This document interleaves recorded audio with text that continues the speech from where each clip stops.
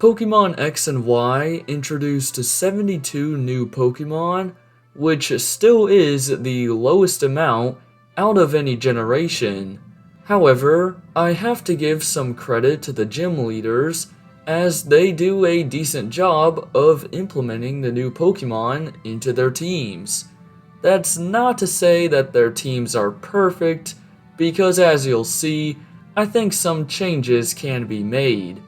As always, this is just my opinion, so if you think differently from me, then that's totally fine. Anyways, without further ado, it's time to give every gym leader in the Kalos region a brand new team. We begin with Viola, the Bug-type gym leader. Her team consists of a Surskit and a Vivillin. First of all, I don't know why her levels are so low, at least for the first gym, when EXP is easy to come by in these games. I also don't understand why she has a Surskit, as it is a relatively weak Mon from Gen 3. The issue is, the Scatterbug line were the only new bug types introduced in Generation 6. So I guess I'm giving Viola a Spupa, even though she already has a Vivillin, but I still think it's better than a Surskit. And yeah, I was surprised when I figured out that those were the only new bug Pokemon. Over in Sillage City, Grant does a great job of using 2 new Pokemon from the Kalos region. Not only that, but they are the 2 fossil Mons, which is a nice concept that you don't see too often. So in that case, I like how his team looks. However, if I were to add a 3rd team member in order to boost the difficulty, I would give Grant a Binacle or Carbink, as those Mons can be found in the surrounding area. Karina has 2 Pokemon that aren't from Pokemon X and Y, so you can guarantee that I'll be making a few changes.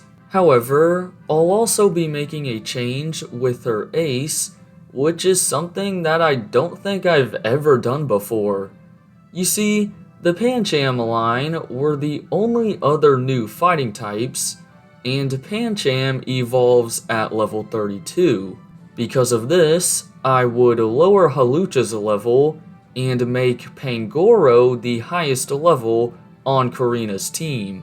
This would make the battle a bit tougher, and also give her another dual typing.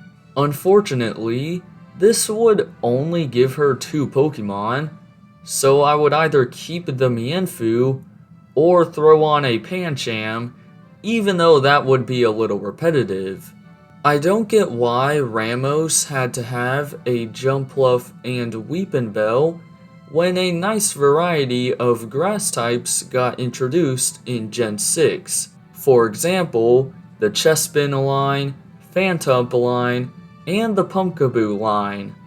So I would keep Go-Go as his highest level, but replace the other 2 Mons with a Quilladin and Pumpkaboo or Phantump. They're both part Ghost, so I don't really mind which one gets added to the team.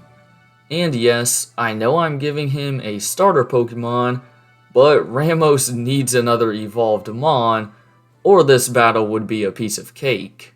Clement, the 5th gym leader, is in an identical situation to Ramos.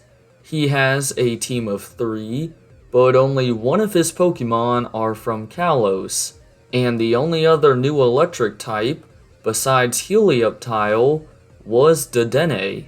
So I would give Clement a Dedenne, and either add a Helioptile or keep the Emolga or Magneton. I don't really care which one. Luckily, there were a lot of fairy types added into Pokemon X and Y, so Valerie doesn't run into the same issue.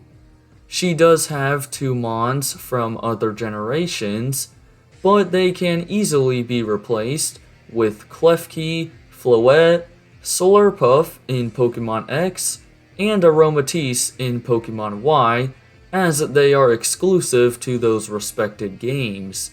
Klefki is a nice dual typing, while Floette was just a simple choice. However, making Valerie's team vary, depending on the game you're playing, is a really cool concept in my opinion. Oh, and by the way, Sylveon would still be her ace. I guess it's a common theme for the gym leaders in Kalos to have one Pokemon from Gen 6 and the other two from other regions, because Olympia does just that. She owns a Sigilif and a Slowking. Now don't get me wrong, I like those Pokemon, but we've also already seen them in other games, so they're a little bit boring.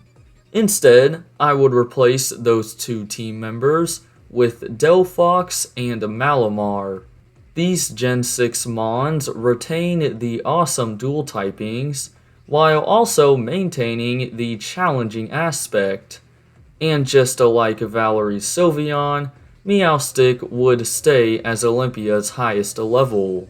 You guessed it, Wolfrick does the same exact thing as the previous gym leaders. He uses an Avalugg for his ace, and then an Abomasnow and Cryogonal for his other two Mons. Unfortunately, there's not many things I can do.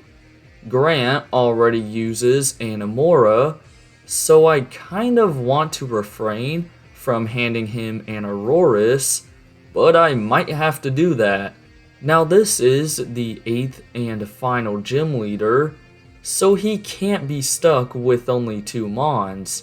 So I guess the only thing to do is sadly let Wolfrick keep Abomasnow and Cryogonal. Well, there you have it. That's how I would modify each gym leader's team from the Kalos region. I found this video to be one of the toughest to make in this series, as with the low amount of new Pokemon, there weren't many changes I could make to some gym leaders. Nonetheless, I enjoyed it, and I hope you did as well. The next generation on the list is Pokemon Sun and Moon, who of course don't have gym leaders, so I don't really know what I'm gonna do, but I'll take any suggestions in the comments. For now though, if you enjoyed, then be sure to drop a like, subscribe, and hit that bell to see more. And until next time, deuces!